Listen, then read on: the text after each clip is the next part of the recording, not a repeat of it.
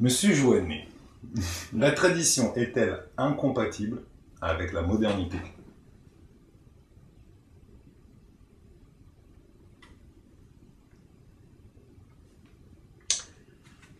Euh, bon, le prima facie, la réponse c'est que c'est compatible. Je dirais même que c'est complémentaire.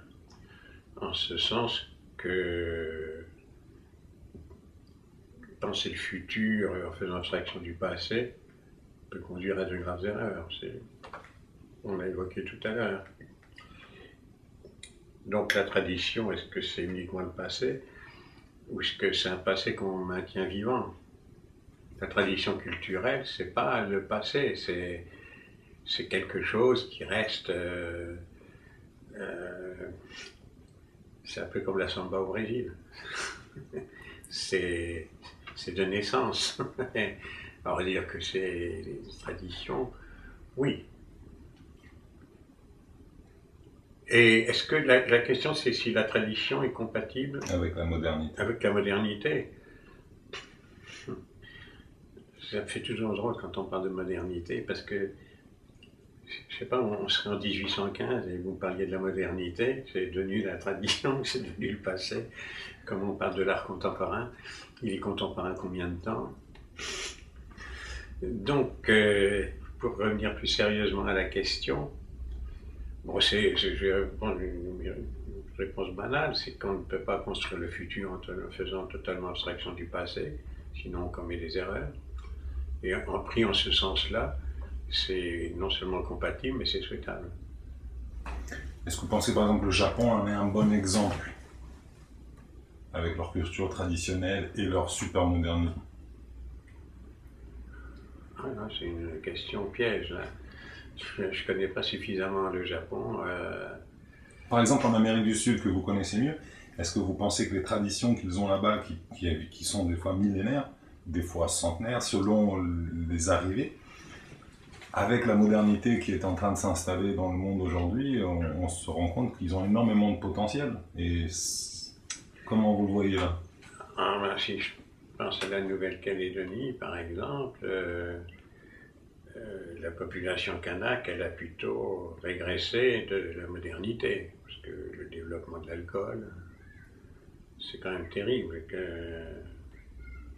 Dans les populations primitives, au Brésil, là où la modernité vient, ça provoque une régression, au moins dans un premier temps.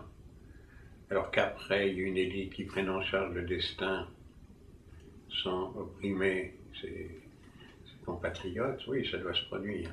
Mais je ne suis pas suffisamment ethnologue pour connaître. Je suppose que ça, il y a des cas.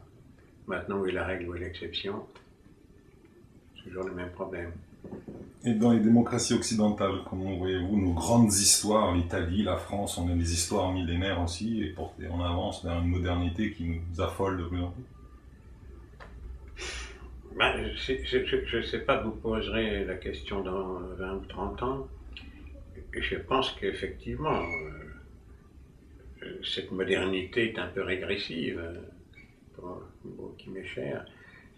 Mais est-ce que c'est transitoire? Est-ce que c'est une période de prise de conscience et qu'il y aura un sursaut ou une évolution pour diminuer cet aspect régressif et développer le côté positif, progressif?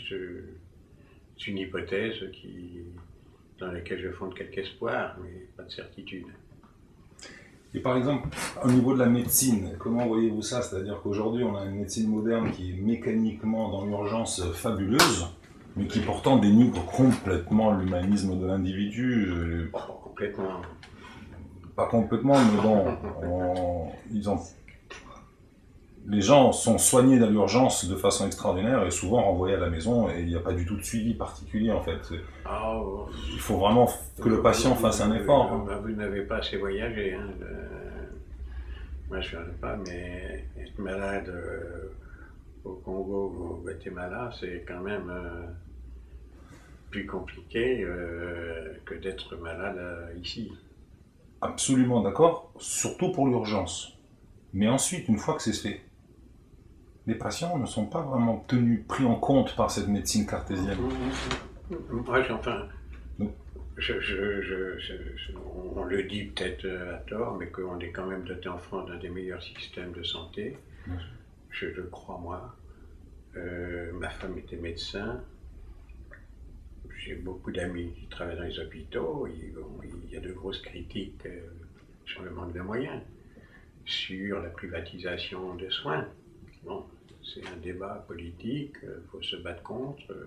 Il y a ceux qui sont pour, ceux qui sont contre.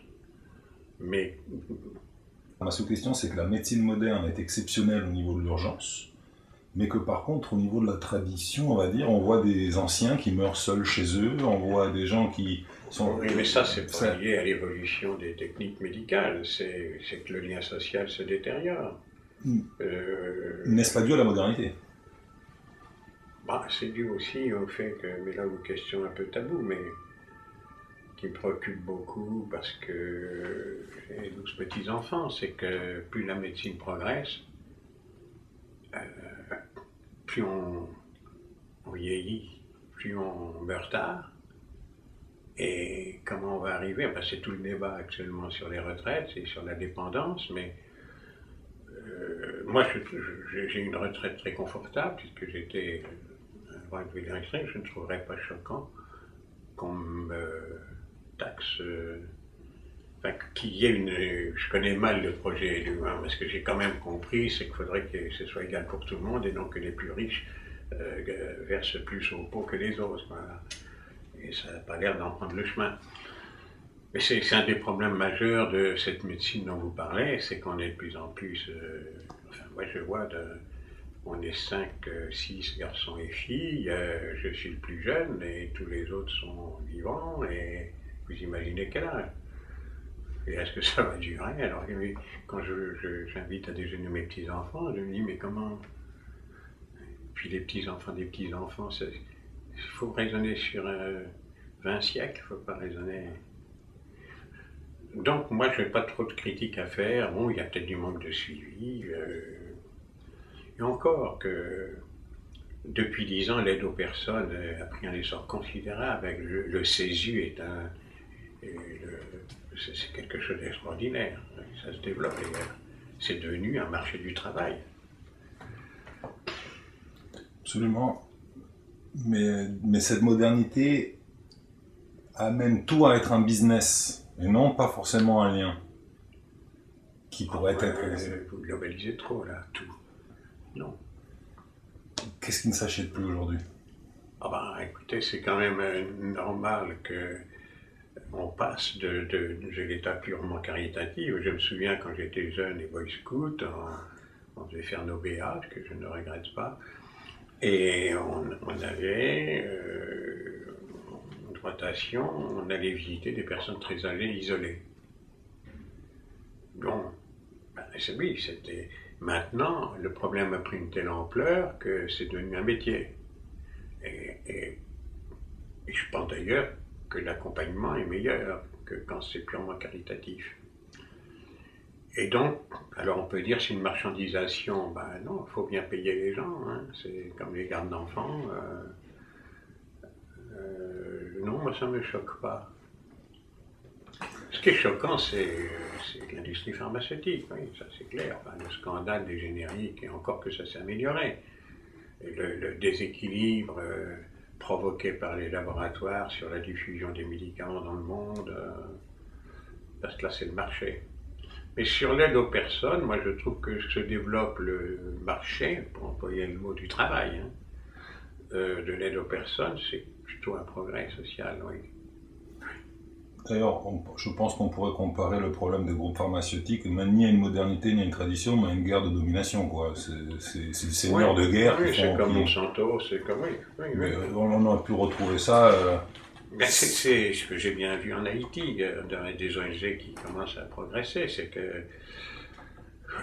on ne peut pas dire que Haïti pourrait être en autosuffisance, mais c'est toujours le même problème. Le problème, sur ce plan de la nourriture, c'est d'arriver à l'industrie de la transformation. C'est-à-dire que vous avez la récolte et il faut aller jusqu'à la distribution. Et comment faire? C'est des produits locaux qui vont être dans la chaîne. Alors, on brise, on ne facilite pas cette chaîne, et on a cette aberration, c'est qu'on on importe des quantités de poudre de lait, de Nestlé ou je ne sais qui. Là, il y a toute une opération d'ONG pour développer la production de lait local. Ils ont même, maintenant avec le tremblement de terre, c'est devenu plus difficile, mais cette ONG, on parrainait une vache. Parce que c'est pas cher de pouvoir élever une vache là-bas. Mais si vous faites un don de 300 €, vous dotez une famille d'une vache qui va produire du lait, qui va produire des veaux, c'est fascinant. Il y a Vétérimed, il y a 2-3 ONG comme ça qui ont, qui sont évidemment pas très bien tolérés. En tout cas, ils ne trouvent pas de mécénat plus facile pour une grande entreprise agroalimentaire ou autre de donner du mécénat à une ONG qui s'occupe de détenus. Mais là, c'est le marché que vous brisez. Alors, est-ce que la petite tradition d'avoir sa propre vache pourrait même être une bouée pour la modernité? Je trouve que c'est curieux, mais ce retour au passé devient moderne. C'est exactement comme ça que je l'ai vécu là-bas. Et ce qui est intéressant, c'est que ce réflexe chez des paysans haïtiens existe dans la jeune génération. L'ancienne génération, c'est la nostalgie d'un passé, tandis qu'eux, ils le vivent comme une démarche extrêmement moderne d'arriver à ce qu'on puisse, dans la distribution, produire de la production du pays. Ça, c'est clé.